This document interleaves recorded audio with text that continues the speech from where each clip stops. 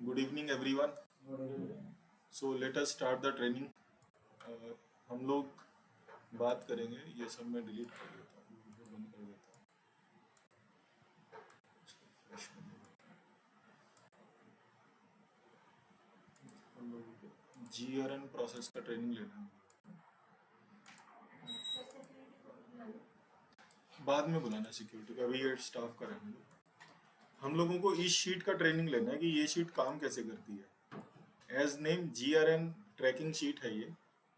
GRN की full form goods receipt note भी होता है, गेट रिसिप्ट नोट भी बोल देते हैं इसको, ठीक है। और ये सब कोई भी नाम, मोर ओवर मतलब दोनों का सेम ही है, ठीक है। तो ये प्रोसेस कैसे काम करता है, ये यहाँ पे जितने इस शीट के ऊपर काम करने वाले लोग हैं, स्टोर, फाइनेंस, क्वालिटी और सिक्योरिटी भी इसमें इन्वॉल्व रहता है।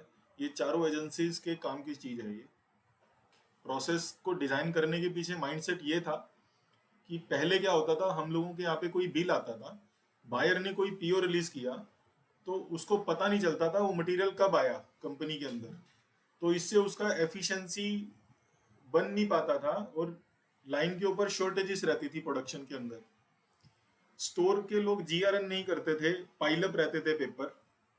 उसके बाई प्रोडक्ट रहते थे कि सप्लायर्स के पेमेंट्स नहीं होते थे, क्योंकि बिल ही ऐड नहीं हुआ तो पेमेंट्स कहाँ से होगा। कभी 3-4 महीने के बाद फिर उसका बिल ऐड होता था, कोई स्किप हो जाते थे और उसकी वजह से फिर मटेरियल मिलने में उनका हमारा मार्केट में नाम खराब था। वो कोई उधार मटेरियल देना पसंद नहीं करता था, देता था तो महंगे रेट पे देता था, कंपनी को इनडायरेक्ट लॉस होता था उसका। लाइन के ऊपर रैंडम शॉर्टेजेस रहती थी, ठीक है। एक ये फाइनेंस वाला बोलता था कि मुझे बिल ही नहीं मिला तो मैं पेमेंट कहाँ से रिलीज करूं। और कभी एक साथ 4-6 महीने में किसी का पेमेंट निकलता था तो MD डाउट लेता था कि इतना सारा कहाँ से आ गया। तो ये टाइप का इन्वायरमेंट था with in company 3 years back, ठीक है। हमने क्या किया, फिर एक सॉल्यूशन प्रोवाइड किया कि सब एजेंसीज को एक सिंगल प्लेटफॉर्म पे लेके आते हैं। तो हमने एक परचेज इंडेंट का शीट बनाया। ये शीट है परचेज इंडेंट का। ये शीट अभी फंडामेंटली क्या होता है, बायर अपने लिए कभी भी कोई मटेरियल ऑर्डर नहीं करता है, कोई ना कोई डिमांड करता है तो उसके अगेंस्ट वो मटेरियल प्रोक्योर करता है, करेक्ट। तो इसमें सेम हमने फंडामेंटल किया। हमने सबसे पहले कोई भी मटेरियल जो कि लाइन के ऊपर यूज होता है उन सब के हमने विजया मनोर के कोड क्रिएट किया, RM कोड क्रिएट किया। आप में से जिन लोगों ने SAP यूज किया रहेगा तो आपको पता होगा कि SAP में हर आइटम का कोड होता है। तो हमने हर आइटम का कोड क्रिएट किया, उसका एक अलग प्रोसेस है, वो मैं आपको फिर एक इसी में आगे मैं ट्रेनिंग में आपको बताऊंगा कि उसका भी क्या प्रोसेस है।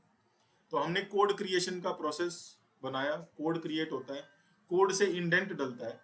और फंडामेंटल ये है कि जिस आइटम का कोड क्रिएटेड है उसका इंडेंट डलेगा और वही परचेजिंग प्रोक्योर करेगा, ठीक। परचेजिंग ने अभी किसी आइटम का PO निकाला तो PO निकालने के बाद सबसे पहले स्टोर यहाँ पे इंडेंट डालता है।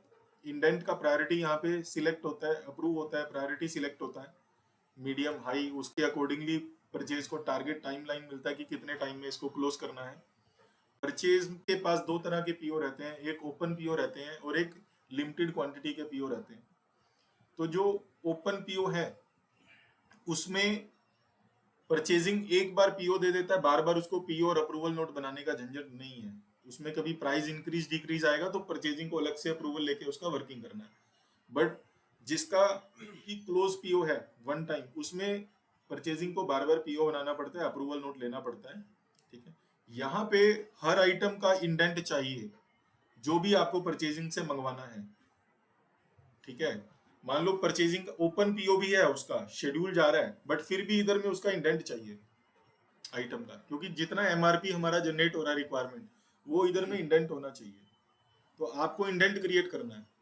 कभी कभी क्या होता है कि स्टोर इंडेंट रेज नहीं कर पाए और परचेजर जो बायर है वो एक्टिव ज्यादा है, उसने देखा कि ये आइटम तो शॉर्टेज में आने वाला है, तो बायर को पहले इंडेंट क्रिएट करवाना है स्टोर से कि ये आइटम का आप इंडेंट रेज कर दो। तो जब इंडेंट रेज होता है तो बाय डिफॉल्ट यहाँ पे एक यूनिक नंबर जनरेट होता है, जैसे 458 जो भी सीक्वेंस चल रहा है, ठीक है। बायर ने अगर ओपन PO रहेगा तो उसका डिटेल कॉपी पेस्ट करके इसके सामने चिपका देना है, उस रो के सामने, इंडेंट के सामने। अगर वन टाइम पीओ रहेगा तो उसको अप्रूवल नोट बनाना है और फिर उसका पीओ जनरेट होगा, वो पीओ नंबर जो जनरेट होगा वो पीओ इधर में डालना है।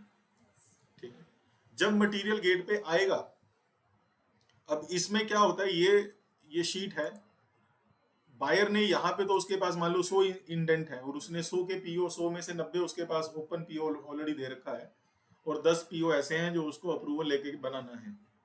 ठीक है, अब मटेरियल अगर आपने बायर ने यहाँ पे, बायर को लगा कि यार एक काम करती हूँ, सारे के सारे करता हूँ, ये जितने इंडेंट मैंने पीओ डाले हैं सब उधर में डाल देती हूँ जीआरएन की शीट में, यहाँ पे एक बार में। ये आपका जीआरएन का शीट है, सबके सब यहाँ पे नीचे लाइन आइटम डाल देती हूँ, जब मटेरियल आएगा तो अप्रूव करती रहूंगी यहाँ से दबा के घर से। ऐसा किसी के दिमाग में आ सकता है, लेकिन वैसा नहीं करना है, क्योंकि मटेरियल आपने जब 100 का आपने उसको शेड्यूलिंग दिया तो आगे पीछे कभी भी आएगा, है ना। तो इसका तरीका क्या है कि जब भी आपने मटेरियल आएगा गेट पे तो सिक्योरिटी का फोन बायर को आना चाहिए, और लगे तो एक बार इनवॉइस भी बायर के पास आनी चाहिए कि ये मटेरियल आया है। तो बायर को देखना है कि ये कौन सा कोड है और मैंने इसका पीओ कौन सी डेट को दिया था, कौन सा इंडेंट के अगेंस्ट इसका मैंने उसको शेड्यूलिंग दिया है, किस इंडेंट के अगेंस्ट। अगर ओपन पीओ है तो शेड्यूलिंग किस इंडेंट के अगेंस्ट दिया है, और अगर वन टाइम पीओ है तो कौन से पीओ के अगेंस्ट इसको, इंडेंट के अगेंस्ट इसको निकाला है, ये बायर को देखना है। और यहाँ पे वो इंडेंट नंबर डालने हैं शीट में, नीचे लाइन आइटम में वो इंडेंट नंबर यहाँ पे डालना है। ठीक है, जैसे ही वो इंडेंट नंबर डलेगा ये अपने आप डाटा यहाँ पे सब पुल होके आ जाता है इंडेंट शीट से, बायर को उसको अप्रूव करना है। इधर अप्रूव होने के बाद ही सिक्योरिटी को व्हीकल अंदर लेना है, ये एक बात है, गेट एंट्री अप्रूवल। अब इससे क्या हो गया, बायर सिंक्रोनाइज हो गया कि जो मटेरियल मैंने इंडेंट निकाला था वो प्लांट में आ गया है। ठीक है, प्रॉब्लम एक सोल्ट आउट हो गया, जो पहले प्रॉब्लम होता था बायर को समझ में नहीं आता था। पूनम समझ में आ रहा है, मटेरियल कब आता था ये समझ में नहीं आता था बायर को, अभी समझ में आएगा। अब उसके बाद मटेरियल अंदर आया तो स्टोर को क्या करना है, अब बायर वो इनवॉइस जो है वो स्टोर के पास भेज देगा। स्टोर को उसका जीआरएन करना है, आपको उस आइटम का यहाँ पे जीआरएन करना है और फाइनेंस को बोलना है अप्रूव करो, क्वांटिटी करके उसका क्वांटिटी चेक करना है, सब करना है। मान लो उसका पीओ क्वांटिटी शेड्यूलिंग जो किया है उस इंडेंट के अगेंस्ट इन्होंने 100 क्वांटिटी का किया है और आपके पास 50 क्वांटिटी आया है, तो आपको उसमें 50 ही डालना है वहां पे। और इनवॉइस में मान लो आपका लिखा हुआ है 100 और आया 50, तो आपको 50 का एंट्री करना है और उधर में उसको मेल डालना है कि तुम्हारा ये इनवॉइस में कम आया है मटेरियल, उसको डेबिट नोट रेज करना है, उसको जीआरएन करना है, जो क्वांटिटी है वो जीआरएन करना है, उसको डेबिट नोट रेज करना है उसका। ठीक है, और फाइनेंस यहाँ पे एक्चुअल क्वांटिटी से करना है जो रिसीविंग हुआ है, हाँ, इनवॉइसिंग के एक्चुअल क्वांटिटी से, जो आया है। अच्छा, एक्चुअल क्वांटिटी से। इनवॉइस में आपको सेटल डाउन करना पड़ेगा ना, जैसे आपके पास में आया इनवॉइस पे 100 है, आया 50 है, तो आपने जीआरएन तो 50 का कर लिया, अब उसको 50 क्वांटिटी का उसको डेबिट देना पड़ेगा ना, इनवॉइस आपको सेटल डाउन करना है ना, इनवॉइस सेटल डाउन करना है ना आपको। हाँ, जीआरएन 100 से थोड़ी ना होगा, जीआरएन एक्चुअल क्वांटिटी से करना है, 50 रिसीव होना तो 50 का ही करना है। 50 का ही करना है, नहीं तो स्टॉक मिसमैच हो जाएगा ना सारा, एक्चुअल में थोड़ी ना आया उतना। या तो डेबिट नोट भी दे रहे ना हम उसको 50 के, डेबिट नोट तो उसने इनवॉइस में 100 लगा रखा है ना, जास्त आहे आणि मटेरियल कमी आहे, त्या केस मध्ये डेबिट नोट आप उसका इनवॉइस सेम वैल्यू का एंटर करके उसको डेबिट नोट जेबी मार दोगे, इनवॉइस के ऊपर नोट डाल दोगे actual received quantity is 50, debit note raised, और उसका डेबिट नोट का नंबर डाल दोगे, वो फाइनेंस अपना जेबी डाल देगा उसमें अकाउंटिंग में। समझ में आया? तो ये आप काम करोगे तो फाइनेंस देखेगा आपने जीआरएन टैली में, वो चेक करेगा आपने सही से कर दिया है, तो फाइनेंस यहाँ पे अप्रूवल देगा। अब फाइनेंस को भी समझ में आ गया और फाइनेंस का पेपर क्लियर हो गया, उसका अकाउंटिंग क्लियर हो गया। ठीक है, पैरेलली आपको ये जो जीआरएन करना है, आपका जो स्टॉक का शीट है उसमें भी जीआरएन करना है। ठीक है, क्वांटिटी का जो एक्चुअल में रिसीव हुआ है, आपका स्टॉक का लाइव स्टॉक का शीट है ना, हाँ, ये यहाँ पे एक लाइव स्टॉक का शीट है स्टोर का।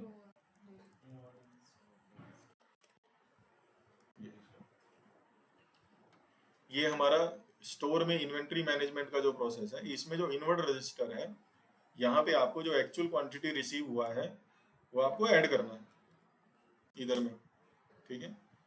अब इसमें एक केस आता है कि मान लो ऐसा हुआ कि आपने स्टोर ने जीआरएन कर दिया, लेकिन क्वालिटी के एंड में जाके वो रिजेक्ट हो गया, फिर क्या करना है उसका बताओ। सप्लायर को मतलब होल्ड करके सप्लायर को उसका तो आपने अपना जीआरएन कर दिया और आपने क्वालिटी का डॉक्यूमेंट दे दिया कि इसका इंस्पेक्शन करो, डॉक्यूमेंट के ऊपर साइन करो, ओके है, ठीक है। इनवॉइस के ऊपर भी वो साइन करेंगे ना, ओके रिसीव्ड, ओके का क्वालिटी भी रिसीविंग देगा कि ओके हुआ है कि नहीं हुआ है। मान लो क्वालिटी ने रिजेक्ट कर दिया उसको, फिर क्या होगा, इनवर्ड में से माइनस करेंगे। आपको यहाँ रजिस्टर में से भी माइनस करना है, उसको अपना स्टॉक करेक्ट करना है और वो मटेरियल उसको वापस जाएगा, रिजेक्ट होएगा। अब इसमें दो चीजें होती हैं, रिजेक्ट हो, एक तो रिजेक्ट होके वापस आना होता है, एक रिजेक्ट होने के बाद रिवर्क करके हम सेट उसको ठीक करते हैं। मान लो हमने कोई डीप बर आ गया किसी उसमें बुश के अंदर, तो आपने जीआरएन किया उसको, ठीक है। अब वो डिसीजन क्या है उसका, रिजेक्ट करके अगर रिटर्न करना है तो आपका स्टॉक में से माइनस होएगा, अगर रिजेक्ट करके रिवर्क करना है और फिर से ठीक करना है तो स्टॉक में से माइनस नहीं होएगा। तो ये आपको क्वालिटी से पूछना है कि उन्होंने क्या डिसीजन लिया है इसका, ठीक है। अल्टीमेटली अपना स्टॉक सही चाहिए सिस्टम के अंदर, समझ में आ गया। तो आपको अपना परचेज से आया, जीआरएन किया, इधर में जीआरएन, उस शीट में जीआरएन किया, इधर में एंट्री किया, क्वालिटी का डॉक्यूमेंट दे दिया, क्वालिटी साइन करके वो डॉक्यूमेंट फिर फाइनेंस के पास आएगा और फाइनेंस की वो स्टोरेज में रहेगा। ऐसे ही होता है आज की डेट में, वो इनवॉइस स्टोर आपके पास ही स्टोर होता है या स्टोर में स्टोर होता है, आपके पास ही स्टोर होता है। तो ये पूरा लूप क्लोज हो गया। इस तरीके से ये लूप क्लोज करना है आपने। ये जो जीआरएन का शीट है, यहाँ पे क्वालिटी अप्रूव करेगा, क्वालिटी के अप्रूवल के बाद ही आपको कोई भी रहने दो, कोई भी चीज रहने दो जो यहाँ पे एंटर हो रही है ना, जब तक क्वालिटी अप्रूव नहीं करेगा वो बिल, तब तक फाइनेंस को पेमेंट रिलीज नहीं करने का उसका। कोई कंज्यूमेबल रहने दो, कुछ भी रहने दो, आइटम जो इधर में एंट्री हो रहा है, जिस आइटम का कोड है उसका पीओ रेज होगा, जिसका पीओ रेज है परचेजिंग के थ्रू उसका जीआरएन होगा, और जिसका जीआरएन हो रहा है उसका क्वालिटी इंस्पेक्शन होगा, ठीक है। ये पूरा का पूरा लूप है, और क्वालिटी इंस्पेक्शन के बाद, अप्रूवल के बाद ही उसका पेमेंट रिलीज होगा। क्लियर है संदीप? पूनम क्लियर है? कोई क्वेश्चन है इसमें पूछ सकते हैं अगर किसी को कोई डाउट है। यही ट्रेनिंग है, इससे ज्यादा कुछ नहीं है इसमें। ये चारों फंक्शंस को अलाइंड करने के लिए ही ये हमने बिल्ड किया है प्रोसेस, और ये प्रूवन है। जब से हमने ये प्रोसेस इंप्लीमेंट किया है तब से संदीप को पता है कि 31 मार्च को भी उसको रात को 12 बजे तक नहीं बैठना पड़ता। ट्रू संदीप? टाइम भी होता है। प्रीवियस कंपनीज में बैठते थे 12 बजे तक, होता है last day before I join this organisation. तो यहाँ पे फाइनेंस के लोग जो हैं 12-12 1-1 बजे तक बैठते थे, और 1 महीने तक उनका जीना हराम होता था, इतना काम होता था। अभी हमारा फाइनेंस का बंदा 31 मार्च को भी टाइम से घर जाता है, अनलेस हम होता है। ये इसका आउटकम है इस प्रोसेस का। किसी को कोई डाउट है तो पूछ सकते हैं। सर मेरा एक ये था कंसर्न कि अगर समझो ये अप्रूव किया है, ओके, हाँ समझो फाइनेंस ने भी रिजेक्ट किया, मैंने रिजेक्ट किया या क्वालिटी ने रिजेक्ट किया, हाँ। तो उधर एक और एक कॉलम रहना चाहिए कि क्यों रिजेक्ट किया। रिमार्क का कॉलम, डाल सकते हैं। रिमार्क डाल सकते हो ना। ओके, हाँ, इंसर्ट कमेंट सर इसके ऊपर राइट क्लिक कीजिए। इसके यहाँ पे ना, मैंने अप्रूव किया। ये देखो यहाँ पे ये इंसर्ट कमेंट कर सकते हो ना, यहाँ पे कमेंट ऐड कर दो क्यों रिजेक्ट किया। अगर रेट गलत डाला है, इनवॉइस नंबर भी गलत डाला है, तो मैं रिजेक्ट करके डाल क्योंकि दूंगा। क्वालिटी का रिजेक्ट क्यों हुआ है कभी कभी। हाँ, क्वालिटी को कमेंट डालना चाहिए ना, सब कमेंट डाल सकते हैं यहाँ पे। और वो हाईलाइट भी होता है कमेंट। और इधर गूगल शीट में ऐसा कि आप कुछ भी करोगे ना वो कभी डिलीट नहीं होता। वो कोई करेगा ना तो उसका रिकॉर्ड आएगा, इसने यहाँ से ये चेंज किया। जैसे ये 72 है ना, अगर मैं इस 72 को यहाँ पे 70 कर दूं ना, तो अगर मैं यहाँ पे एडिट हिस्ट्री में जाऊंगा, शो एडिट हिस्ट्री, तो यहाँ पे ये आएगा विवेक मित्तल ने 9 अगस्त को 5:23 पे इसको 70 किया, और ये बैक करूंगा तो आएगा पहले क्या था, डिलीटेड 72 था, 9 अगस्त को किया। उससे पहले ये स्टोर VMIPL ने इसको 72 रुपए किया था 9 अगस्त को 4:58 पे, टाइम तक आता है उसके अंदर। उससे पहले ये क्या था, रिप्लेस्ड विथ, उसके बाद की वो हिस्ट्री में, तो इसमें पूरा हिस्ट्री आता है इसका। कंट्रोल जेड करूँ, पहले जैसा कर रहा हूँ इसको। ये गूगल शीट का ब्यूटी है, इसमें कुछ भी डिलीट नहीं होता, आप जो भी करते हो ऑटो सेव होता है, कभी हैंग नहीं होता। ये सब इसके एडवांटेजेस हैं, ठीक है। कोई और इसमें क्वेश्चन है तुम्हारा क्वालिटी टीम, कोई क्लैरिटी रिक्वायर्ड है? हाँ पूनम, इससे पहले एक और चीज क्लियर कर देता हूँ, ये स्टोर लाइव स्टॉक का भी प्रोजेक्ट ये बता देता हूँ क्या है इसमें। इस शीट के अंदर कोई भी मटेरियल जब आता है तो आप इसकी इनवर्डिंग करते हो, यहाँ पे मटेरियल एंट्री करते हो इसकी। ये part check in live stock, इसका मतलब है कि ये पार्ट लाइव स्टॉक के अंदर ऐड हो रखा है कि नहीं हो रखा है। अगर एन आ रहा है तो मतलब ये पार्ट लाइव स्टॉक शीट में नहीं है, ठीक है। दूसरा इसमें एरर चेक है, ये जो हमारे रेगुलर आइटम है, जो प्रोडक्शन मास्टर का हिस्सा है, हमारे पीपीसी का जो एमआरपी का मॉड्यूल है, जो पार्ट अगर उसमें जैसे मान लो स्टोर में आपके कोई पार्ट लेके आया स्टोरेज के लिए जो प्रोडक्शन में यूज होता है, छोटा चाइल्ड पार्ट, उसने पार्ट नंबर जो लिखा हुआ है वो पार्ट नंबर आपको इधर में एंट्री करेंगे। अगर इधर में ये पार्ट नंबर नहीं आया ऐसे, तो इसका मतलब उसने गलत पार्ट नंबर डाला है, तो आपको ये आइडिया लग जाएगा कि पार्ट नंबर गलत है, ठीक है। इसके लिए एरर चेक दे रखा है यहाँ पे आपको फैसिलिटी, ताकि सही पार्ट नंबर उधर एंटर करें। सही पार्ट नंबर एंटर करेंगे तो उसका सही स्टॉक अपने पास में रहेगा, ठीक है। लाइव स्टॉक की शीट में ये मटेरियल इशू रजिस्टर है। कोई भी मटेरियल का फॉर्म भरता है जब मटेरियल इशू के लिए, तो आपको यहाँ पे ये चेक करना होता है। ये डिस्क्रिप्शन का इसलिए दिया है ऑप्शन कि मान लो किसी ने गूगल का कोड भर दिया और मांग रहा है वो मास्क, तो आपको समझ में आ जाएगा कि उसने कोड गलत भरा है, ठीक है। तो आप यहाँ पे उसको फॉर्म को रिजेक्ट कर दोगे। अगर फॉर्म सही है तो ही अप्रूव करके उसको एक्चुअल इशू क्वांटिटी डालोगे। यहाँ पे वो क्वांटिटी डिमांडेड क्वांटिटी डालता है और यहाँ पे इशू क्वांटिटी आता है कि आपने कभी कभी ऐसा होता है कि उसने 5 मांगा लेकिन है ही नहीं स्टोर में 5, आपने 1 दिया, तो एक्चुअल इशू क्वांटिटी आता है, ताकि आपका स्टोर है वो जो सही रहे। इसमें जो करंट लाइव स्टॉक मेंटेन होता है, इधर में देखो, यहाँ पे जो करंट लाइव स्टॉक मेंटेन होता है, इसमें अगर रेड है, अगर यहाँ पे रेड है बैलेंस स्टॉक, इसमें क्या लॉजिक लगा हुआ है, अगर आपका जो सेफ्टी स्टॉक है, जैसे मान लो सेफ्टी स्टॉक मेरा यहाँ पे 10 का है, ठीक है, अगर ये 6 बचा हुआ है तो येलो रहेगा, मतलब 50% से ज्यादा है। अगर ये 50% से कम हुआ तो रेड हो जाता है। अब मान लो यहाँ पे 4 हो गया तो ये रेड हो जाएगा, ठीक है। मैं कंट्रोल जेड कर रहा हूँ, पहले जैसा कर रहा हूँ, कुछ चेंज नहीं करना चाहता मैं, ठीक है। ये प्रोसेस है लाइव स्टॉक का। अगर आप इसको फॉलो करोगे तो लाइन पे कभी आपके शॉर्टेजेस नहीं आएंगे। प्रूवन मेथड है ये, प्रूवन प्रोसेस है। पिछले 2 साल से यूज कर रहे हैं आई थिंक हम इसको, ठीक है।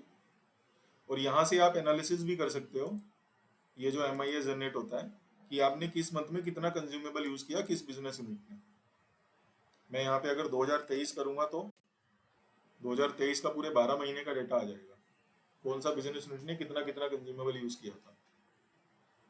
तो आपको अगर कोई ओवर कंजम्पशन हो रहा है तो उसका भी आइडिया लगा सकते हो, ठीक है। अभी इस महीने में अभी तक ये बिजनेस यूनिट ने इतना इतना कंज्यूमेबल यूज किया है,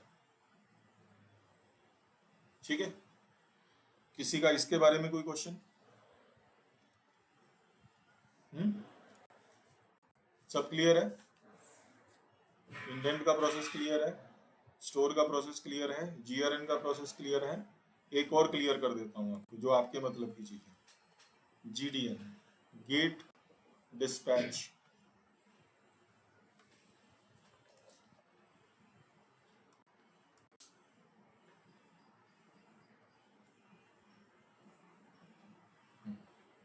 इसमें क्या है,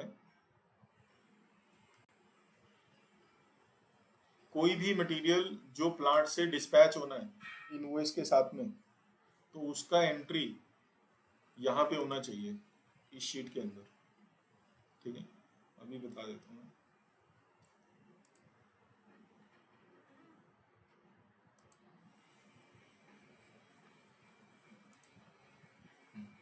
कोई भी मटेरियल अगर हम लोग डिस्पैच कर रहे हैं तो स्टोर को यहाँ पे उसका एंट्री करना है इस शीट के अंदर।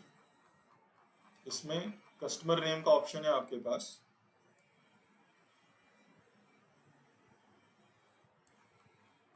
देखो नॉर्मली क्या होता है, ये प्रोसेस क्यों बनाया हमने, कभी कभी क्या होता है स्टोर में हम लोग गलत इन्वॉइसिंग करते हैं, तो मेकर चेकर चाहिए, हम लोगों को बहुत बड़ा नुकसान हो जाता है। एक ऑलरेडी हम लोग 10 लाख का संदीप अभी तक झेल रहे हैं, क्योंकि कहीं ना कहीं गलती हुआ था। तो हमने ये प्रोसेस इसके लिए डेवलप किया, आपको जिस कस्टमर का पार्ट है फिल्टर में से आप चूज कर सकते हो, ठीक है, उसका पार्ट नंबर, क्वांटिटी, कितना डिस्प्ले, जो आपका इनवॉइस का डेटा वो सब इधर आएगा, ठीक है। मेनली उसमें पीओ नंबर, ये सब ध्यान रखना कि कहीं कोई स्पेस वगैरह मत ऐड कर दो उसमें। जैसे ये पीओ है ना आपका डीएम, क्योंकि इसका लॉजिक लगा हुआ है पूरा, अगर मैं इसमें एक स्पेस ऐड कर दूं ना यहाँ पे, तो ये पूरा सब एनए आ जाएगा यहाँ पे, सब जगह डेटा ना, ये देखो सब एनए आ गया। तो आपको ये ध्यान में रखना है कि कोई स्पेस वगैरह नहीं इसमें आना चाहिए, क्योंकि एक दूसरे से कनेक्टेड है लॉजिक इसमें। उसका इफेक्टिव पीओ डेट, आपने क्या यूज कर रहे हो आप, इफेक्टिव पीओ डेट, आप लेटेस्ट पीओ यूज कर रहे हो कि नहीं कर रहे हो, वो आपको ध्यान देना है, जो आज की डेट में इफेक्टिव प्राइस चल रहा है, क्योंकि प्राइस चेंज होते रहते हैं क्वार्टरली कस्टमर्स के यहाँ। फाइनेंस का एक कंसर्न है कि इसमें देखकर हम ये नहीं कर सकते, आइडियली नहीं करना चाहिए तुम्हें इसमें देख के, क्योंकि इसमें तुमने कंट्रोल एफ किया और उसका इफेक्टिव डेट तुमने डाल दिया, तो उधर में तो 0 0 आ जाएगा। वो एनपीडी पार्ट का पीओ कैसे मेल से लेकर है, तुम्हारे सब पास में मेल से देखो उसका ना, सब मेल इनको भेजते हाँ हैं। तुम्हें सब मेल भेजते हैं, तो तुम्हारे पास पीओ का फाइल रहना चाहिए, कौन सा पार्ट का प्राइस क्या है, ठीक है। तो इनवॉइस नंबर आ गया यहाँ पे। अभी ये ऑटोमेटिकली जब तुम ये डालते हो ये समझ में आता है ये ऐसे है कि वन टाइम पीओ है। अगर ये वन टाइम पीओ रहेगा तो इसमें ये फीचर बिल्ड किया है हमने कि जब उसका क्वांटिटी पूरा एग्जॉस्ट हो गया वन टाइम पीओ का, तो इधर में और तुमने उससे ज्यादा क्वांटिटी डिस्पैच कर दिया तो ये रेड हो जाएगा, ठीक है। जैसे मान लो मैं इसको मैनुअली कर रहा हूँ, मेरे पास एक्सेस रहता है चेंज करने का, मैंने इसको ओटीपी किया और इधर में मान लो इसका 100 क्वांटिटी था वन टाइम पीओ का, ठीक है, और तुमने ये क्वांटिटी जैसे ही तुम 101वीं क्वांटिटी पे ऊपर आओगे ये रेड हो जाएगा, ये मतलब ये इससे ज्यादा नहीं भेज सकते 100 से ज्यादा, तो तुम्हें सिग्नल मिल जाएगा, ठीक है, और फाइनेंस इसको रिजेक्ट कर देगा। ये इसमें फीचर बिल्ड करके ताकि गलती से भी अपना गलत इनवॉइसिंग ना जाए कस्टमर को, जो कस्टमर के इश्यूज आते हैं अपने। फाइनेंस लेटेस्ट पीओ अपडेट करता है, यहाँ पे भी अपडेट करता है, आपको वो रिकॉर्ड रखना है, इफेक्टिव डेट कौन, आपको ये रिकॉर्ड रखना है कि करंट में कस्टमर का पीओ नंबर कौन सा चल रहा है, लेटेस्ट इफेक्टिव डेट कौन सी है। बाकी प्राइसिंग आप इसमें से भी देख सकते हो, कोई दिक्कत नहीं अगर ये आपने रिकॉर्ड कर रखा है तो। कोई भी इसमें वन टाइम पीओ, कोई भी पीओ इससे मिसिंग नहीं होना चाहिए, क्योंकि मान लो तुमने कोई वन टाइम पीओ अगर भेज दिया और इसमें नहीं डाला तो वो उसका क्वांटिटी कैलकुलेट ही नहीं करेगा कितना गया टोटल, तो ये सिस्टम फेल हो जाएगा इसलिए इसमें से कुछ भी बाईपास नहीं करना आपको। समझ में आया? इसके बारे में कोई क्वेश्चन? ये क्लियर है? इसमें ये ध्यान रखने की जब तक फाइनेंस अप्रूव नहीं करता तब तक ये मटेरियल डिस्पैच नहीं होना चाहिए, भले कस्टमर से कितनी गालियां पड़ रही हो, ठीक है। प्रोसेस बाईपास नहीं करना, प्रोसेस अगर बाईपास नहीं होएगा ना तो ऑटोमेटिकली सब सही होएगा। चौथा प्रोसेस एक जो सबके आप सबके इंपॉर्टेंट का है, DC live record and update. कोई भी मटेरियल डीसी पे प्लांट से डिस्पैच हो रहा है तो यहाँ पे रिकॉर्ड होना चाहिए। अगर इन हो रहा है प्लांट में आ रहा है, मतलब वही मटेरियल जो हमने इस, ये सिर्फ भेजने के लिए प्रोसेस है, और भेजा हुआ मटेरियल जब वापिस आ रहा है तो इन होएगा, जब भेज रहे हैं तो आउट होएगा। अब तुम लोग बोलोगे कि हमें जेसीबी या सीएनएच इधर से भी मटेरियल आता है तो उसको भी इन करना है, नहीं। जो हम मटेरियल अपने प्लांट से भेज रहे हैं ये उसकी ट्रैकिंग के लिए है, ठीक है, जिसके ना आने पे हमें लॉस होने वाला है, ठीक है। ये हमारे लिए प्रोसेस है, कस्टमर जो भेज रहा है वो उसकी रिस्पॉन्सिबिलिटी है उसकी ट्रैकिंग करना, कितना आ रहा है कितना हो रहा है। उसके लिए हमने ऑलरेडी एक सबकॉन का प्रोसेस बना रखा है, वो हम फॉलो करते हैं स्पेसिफिक जेसीबी के लिए, वहां पे हम लोग अपना मेंटेन रखते हैं सब। ये इस स्पेसिफिक इस सेशन के अंदर जो हमारे यहाँ से डीसी जाता है वो वापिस आया कि नहीं आया उसके लिए हमने ट्रैकिंग बनाया है। अब इसमें 3 तरह की कैटेगरी आपको मेन मिलेगी। अगर मैं यहाँ पे कैटेगरी देखूं कौन कौन सी कैटेगरी के डीसी रहते हैं, एक रहेगा मटेरियल टेस्टिंग एंड इंस्पेक्शन, कोई क्वालिटी का सैंपल जाता है टेस्टिंग इंस्पेक्शन के लिए, ठीक है, वो वापिस आना चाहिए, डीसी पे जाएगा तो वापिस आना चाहिए वो सैंपल, ठीक है। दूसरा आता है कैलिब्रेशन, कोई कैलिब्रेशन के लिए इक्विपमेंट गया है क्वालिटी का, जॉब वर्किंग का मटेरियल कोई हमने भेजा है बाहर, हमने कोई कट करके ब्लैंक लेजर कटिंग पे करके ड्रिल टैप या किसी के लिए बाहर भेजा है, वो एक रहेगा, ठीक है। या फिर जॉब वर्किंग के लिए हम लोग रॉ मटेरियल भी भेजते हैं कभी कभी लेजर कटिंग के लिए, इसके लिए, ठीक है। एक कैटेगरी आ गई टूल्स एंड मशीनरी। कोई टूल्स एंड मशीनरी गया हमारा अगर बाहर में रिपेयर होने के लिए। सिलेंडर्स हैं, गैस के जो सिलेंडर आते हैं, एमपीटी सिलेंडर, और ये रिपेयर एंड मेंटेनेंस के रिलेटेड अगर कुछ है तो, लॉजिस्टिक रिलेटेड अगर पैलेट वैलेट है वो सब लॉजिस्टिक रिलेटेड में आएंगे, ठीक है। और यहाँ पे एक कैटेगरी, हाँ, एक आईटी रिलेटेड, कोई कंप्यूटर वगैरह बाहर जा रहा है, और एक अदर्स, ठीक है। इसमें एक आरएम कैटेगरी भी मैं ऐड कर देता हूँ, करनी चाहिए इसमें आरएम कैटेगरी, क्योंकि जो हम शीट भेजते हैं बाहर, जॉब वर्क में सिर्फ उसी को रखो जो हम जिस शेप में भेज रहे हैं उसी शेप में वापस आ रहा है, वो जॉब वर्किंग में आएगा। हम आरएम बाहर भेजते हैं, जैसे ट्यूब पाइप या लेजर कटिंग के लिए हमने शीट बाहर भेजा, तो वो आरएम कैटेगरी के अंदर इसमें ऐड होएगा। अब जो हम बाहर भेजते हैं लेजर कटिंग के लिए, तो उसमें अपने पास में मटेरियल कैसे आता है, फिनिश मटेरियल आता है कट के, और सबसे लास्ट में बचेगा स्क्रैप। अब मान लो हमने 10 टन मटेरियल बाहर भेजा, 10 टन में से 8 टन मटेरियल तो फिनिश वेट के रूप में वापस आ जाएगा। जैसे जैसे तुम वो अपनी जो आउटसोर्सिंग की शीट है उसमें ऐड करते हो क्वांटिटी, उसमें वेट भी समझ में आता है कि कितना वेट अपना इस टोटल क्वांटिटी का टोटल वेट कितना है, तो वो टोटल वेट करके इन कर लोगे जितना आता जाएगा, ठीक है। सबसे एंड में क्या बचेगा, स्क्रैप। वो स्क्रैप या तो हम सेल इनवॉइस रेज करेंगे या फिर उठा के लेके आएंगे। अगर सेल इनवॉइस रेज किया तो भी इन करना है, रिमार्क में डाल देना है अंगेज सेल इनवॉइस दिस, इन हो गया। अगर उठा के लेके आए हैं तो जितना वेट आया उतना इन कर दिया, जो कांटे का वेट आ रहा है रिमार्क में डाल के। समझ में आ गया? तो इस तरीके से आरएम वाला ट्रांजेक्शन क्लोज होएगा। समझ में आ गया ये डीसी का प्रोसेस। और यहाँ पे आपको ध्यान देना, ये फाइनेंस का अप्रूवल चाहिए यहाँ पे ना, यहाँ पे फाइनेंस का अप्रूवल होगा, उसके बाद ही वो बाहर जाएगा, ठीक है। और जब आ जाता है तो भी फाइनेंस को जस्टिफाई करके अप्रूवल लेना है कि ये मटेरियल इतना आ गया, इसको अप्रूव कर दो। फाइनेंस इसको चेक करेगा कि प्रॉपर इन्होंने जस्ट ये आया है कि नहीं आया इतना, फाइनेंस को जस्टिफिकेशन देनी और फिर अप्रूव करवाना है इनको भी। समझ में आ गया? सिक्योरिटी के लिए भी ये गाइडलाइन है कि जब तक इधर अपने अप्रूवल नहीं होता तब तक डीसी बाहर नहीं जाना चाहिए। ये सिक्योरिटी के लिए भी गाइडलाइंस है। तो ये 4 प्रोसेस जो है ना अपने को फॉलो करने हैं। इसमें एक स्टोर के लिए जो इंपॉर्टेंट है PQM, कोई भी पार्ट हमारे यहाँ पे जो प्रोड्यूस होता है और डिस्पैच होता है, स्टोर को सिर्फ जो पार्ट डिस्पैच कर रहे हैं वो एक बार ध्यान देना है कि यहाँ पे क्वालिटी ने उसको अप्रूव किया है कि नहीं किया है। विदाउट क्वालिटी अप्रूवल के कोई भी पार्ट आपको इनवॉइसिंग ही नहीं बनाना है उसका ना। आपको जो डिस्पैच के लिए पीपीसी बोलता है ना, आज ये डिस्पैच करना है, वो सबसे पहले इधर में ग्रीन होना चाहिए। यहाँ पे आपको पार्ट नंबर कंट्रोल F करके यहाँ पे ढूंढना है। जैसे R2100 मान लो कोई पार्ट है, क्वालिटी बोलता है डिस्पैच करना है, तो आपको देखना है ये क्वालिटी में अप्रूव हुआ है क्या, और कितना क्वांटिटी अप्रूव हुआ है, उससे ज्यादा नहीं भेजना। मान लो ये बोर्ड है ना 100 क्वांटिटी भेजना है उसका, तो देखना 100 क्वांटिटी क्वालिटी ने अप्रूव किया है क्या रिसेंट पिछले 8-10 दिन में, ठीक है। वो चेक करके ही भेजना। ये अगर हम ध्यान रखेंगे तो कभी अपना रिजेक्शन जो है वो बाहर नहीं जाएगा। ये स्टोर टीम को ध्यान देना है, ठीक है। तो मोटा मोटा मैंने क्या क्या क्लियर किया, एक बार रिवीजन ले लेते हैं। सबसे पहले हमने क्या किया, पूनम GRN में क्या किया हमने बताओ।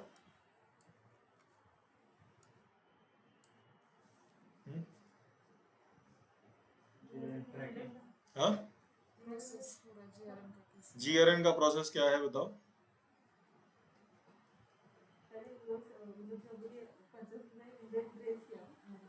वो डाल दिया वहाँ पे, उसके बाद फिर स्टोर GRN करता है, GRN के बाद फिर फाइनेंस अप्रूव करता है, फिर बाद में क्वालिटी वाले भी कितने हैं। और स्टोर को किन बात का ध्यान रखना है, GRN करते टाइम क्या करना है?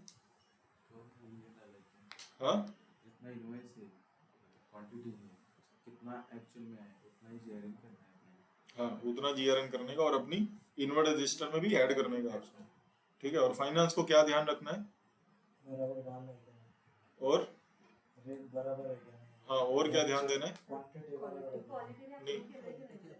क्वालिटी ने अप्रूवल दिया है कि नहीं है बिफोर पेमेंट रिलीज? पेमेंट के हाँ, टाइम पे पेमेंट के टाइम पे क्वालिटी ने अप्रूव किया है कि नहीं किया है, ये ध्यान देना है। और परचेज को क्या ध्यान देना है?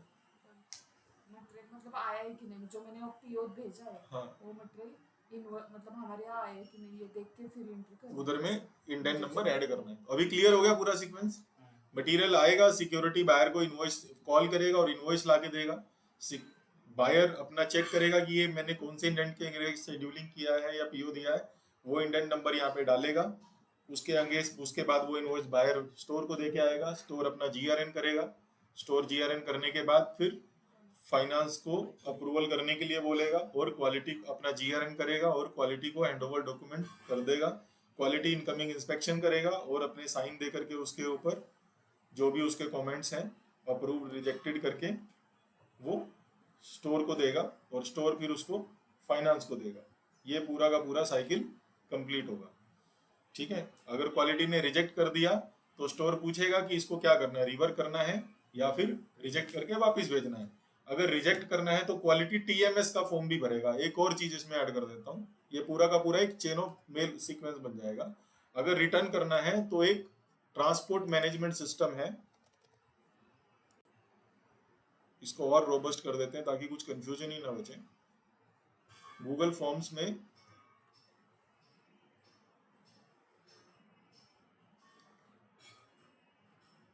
ये ट्रांसपोर्ट मैनेजमेंट सिस्टम है।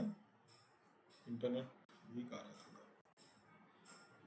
ट्रांसपोर्ट मैनेजमेंट सिस्टम का एक फॉर्म है, क्वालिटी को वो फॉर्म भरना है और स्टोर को वो दे देना है और बोल देना कि हमने टीएमएस भी भर दिया, आपको रिटर्न करना है।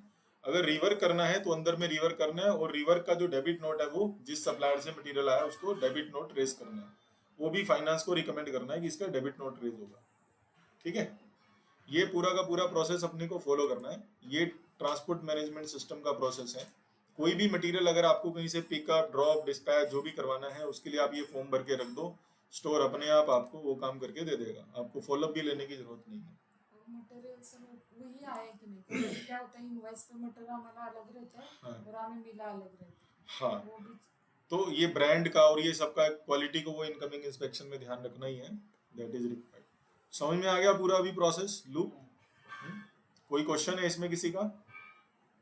डन? हाँ, ओके, थैंक यू एवरीवन। अभी नए शेड्यूल पे थोड़ा टाइम